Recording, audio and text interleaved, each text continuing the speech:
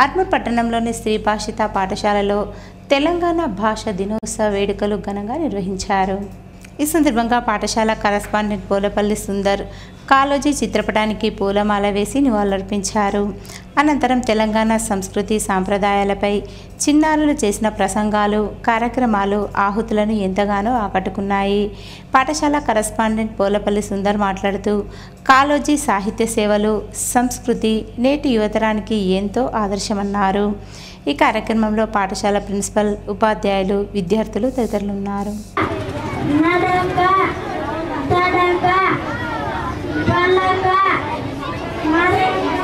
నామవాచకం, సర్వనామ, విశేషణ క్రియ.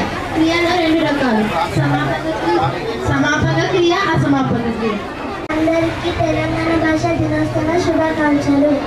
భాషా భాగాలు 5 రకాలు. 1 నామవాచకం, 2 సర్వనామం, 3 విశేషణం, 4 క్రియ, 5 అవ్యయం. 1వది నామవాచకం, పేర్లను తెలియజేసేది.